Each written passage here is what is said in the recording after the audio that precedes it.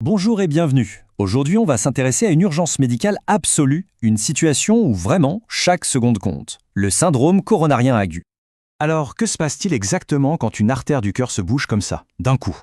C'est la question essentielle. Il faut imaginer en fait une autoroute vitale, celle qui nourrit le muscle cardiaque, et soudain un blocage. Les conséquences, on s'en doute, peuvent être dramatiques. C'est précisément le scénario du syndrome coronarien aigu.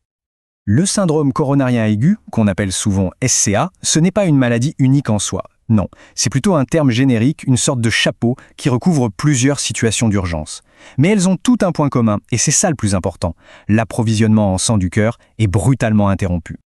Alors voilà le programme. On va voir 1, qu'est-ce qui déclenche tout ça, 2, comment on trouve le premier indice vital, 3 et 4, les deux scénarios possibles, blocage total ou partiel, et enfin 5, la course contre la montre pour rouvrir cette artère. Allez, on y est. Une urgence cardiaque soudaine. Tout part d'un événement, un événement vraiment brutal et totalement invisible, qui se joue à l'intérieur d'une toute petite artère du cœur. Et la cause, la voici. Tout commence avec ce qu'on appelle une plaque d'athérome. C'est en gros une accumulation de graisse sur la paroi de l'artère. Le problème, c'est quand cette plaque devient fragile, elle se fissure. Et là, le corps réagit immédiatement, comme pour n'importe quelle blessure. Il forme un caillot de sang pour colmater la brèche. Ce caillot, on l'appelle un thrombus. Et c'est lui, le grand responsable du blocage. Pour bien comprendre, l'analogie de l'autoroute est parfaite. Imaginez, soit le caillot est énorme, il provoque un carambolage monstre et plus rien ne passe. C'est le blocage complet, l'occlusion totale. Soit il crée un embouteillage gigantesque, mais quelques voitures arrivent quand même à se faufiler. Ça, c'est le blocage partiel. Et faire la différence entre les deux, vous allez voir, c'est absolument crucial pour la suite. Bon, on a donc cette artère bouchée. Mais comment savoir si c'est total ou partiel? C'est la question que les médecins doivent résoudre et vite. Ils partent donc à la recherche d'un premier indice, un indice crucial. Et quand je dis vite, c'est incroyablement vite. L'objectif, c'est moins de 10 minutes. 10 minutes entre le moment où le patient est pris en charge et le moment où on a cet indice. Pourquoi si vite? Parce que chaque minute qui s'écoule, c'est du muscle cardiaque qui est en train de m'ouvrir, littéralement. Et cet indice, c'est outil clé, c'est l'électrocardiogramme, l'ECG. C'est lui qui va lire l'activité électrique du cœur et nous dire, en quelque sorte, ce qui se passe à l'intérieur. C'est vraiment la pièce maîtresse du puzzle. C'est l'ECG qui va décider de tout ce qui va suivre. Et c'est là qu'on arrive à une bifurcation, un vrai carrefour. D'un côté, si l'ECG montre une anomalie bien précise, une sorte de vague qu'on appelle le sus-décalage du segment ST, eh bien on est sur la voie A, le SCA-ST+, ou STEMI. Ça, c'est le signal d'un blocage total. De l'autre, si ce signe n'est pas là, on est sur la voie B, le SCA sans ST+, ou NSTEMI. Et là, on suspecte un blocage partiel. Ok, explorons d'abord la voie A, la plus urgente, le blocage total, le fameux STEMI. Voilà à quoi ça ressemble. Regardez bien ce tracé d'ECG, cette grande vague qui monte, comme une pierre tombale. C'est ce qu'on appelle l'onde de Pardé. Pour un médecin, c'est un signal d'alarme qui ne trompe pas. C'est rouge clignotant. Ça veut dire une seule chose, une partie du cœur est privée d'oxygène sur toute son épaisseur. C'est la signature, la preuve formelle d'une artère complètement bouchée. Et là, la phrase « chaque minute compte » prend tout son sens. On dit souvent « time is muscle », le temps c'est du muscle. Chaque minute qui passe, ce sont des cellules cardiaques qui meurent. Et une fois qu'elles sont mortes, c'est irréversible. L'urgence n'est pas juste grande, elle est absolue. Du coup, l'objectif est simple, direct et non négociable. Il faut rouvrir cette artère. Et il faut le faire tout de suite. C'est ce qu'on appelle la revascularisation. Tout le défi, c'est de rétablir le passage du sang le plus vite possible. C'est une course.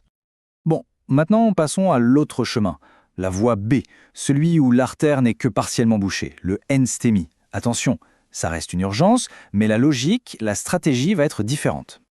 Ici, l'ECG ne nous donne pas la réponse claire et nette du STEMI. Les médecins sont un peu comme des détectives. Ils savent qu'un problème est survenu, mais ils doivent évaluer l'étendue des dégâts. Pour ça, ils vont chercher un deuxième indice. Et cette fois, ils vont le trouver dans le sang. Et cet indice sanguin, c'est une protéine qui s'appelle la troponine. C'est très simple. En temps normal, la troponine est bien au chaud à l'intérieur des cellules du cœur. Mais si ces cellules sont abîmées, si elles souffrent, eh bien, elles la relâchent dans le sang.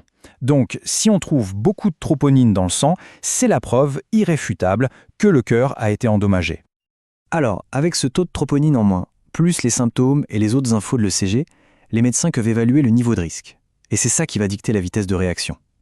Regardez, si le risque est jugé très élevé, par exemple la tension chute, la douleur ne part pas, alors on doit intervenir en moins de 2 heures. Si le risque est élevé, on a jusqu'à 24 heures. Pour les autres cas, ça peut aller jusqu'à 72 heures. On voit bien la différence. Ce n'est plus l'urgence immédiate du STEMI, mais une urgence dont le timing est précisément calculé en fonction du danger. Bien, on arrive à la dernière partie. Que ce soit un blocage total ou partiel, l'objectif final est le même, rouvrir l'artère. Mais alors, comment on fait concrètement? La toute première chose, c'est un traitement médical, une sorte de cocktail d'attaque donné à quasiment tout le monde. On y trouve de l'aspirine et un autre médicament, le clopidogrel, qui empêche les plaquettes de former un caillot encore plus gros. Ensuite, des anticoagulants pour rendre le sang plus fluide. Et enfin, des bêta-bloquants qui vont calmer le jeu en quelque sorte pour que le cœur travaille moins et consomme moins d'oxygène. Mais la vraie action pour déboucher, c'est la procédure mécanique. Et c'est là que la différence entre les deux voies est flagrante. Pour un STEMI, le blocage total, c'est l'angioplastie en urgence absolue. On ne discute pas, on y va. On monte une sonde jusqu'au cœur, on gonfle un petit ballon pour écraser le caillot, et très souvent, on laisse sur place un stent, c'est un petit ressort qui maintient l'artère bien ouverte. Pour le NSTEMI, on fait exactement la même chose, mais le camp change tout. L'intervention est programmée, comme on l'a vu, en fonction du niveau de risque. Alors, si on devait résumer tout ça en quelques points clés. Premièrement, le SCA, c'est une urgence vitale. Deuxièmement, la clé de tout, c'est l'ECG dans les 10 premières minutes. C'est lui qui trie. Troisièmement, s'il y a un signe ST+, c'est un STEMI. Blocage total, intervention immédiate. Quatrièmement, s'il n'y a pas ce signe, c'est un NSTEMI, blocage partiel et on agit selon le risque. Et enfin, le message à retenir par-dessus tout, le temps, c'est du muscle. Une réaction rapide sauve des vies. Ce qu'on a vu, c'est une mécanique médicale incroyablement précise et rapide. Mais toute cette chaîne de survie, elle ne commence pas à l'hôpital, elle commence bien avant. La toute première étape, c'est de connaître les signes d'alerte. C'est fondamental. Mais la connaissance seule ne suffit pas. Alors, quelle est la deuxième étape? L'action qui suit la connaissance, celle qui peut vraiment tout changer et sauver une vie. C'est une question sur laquelle il est bon de réfléchir.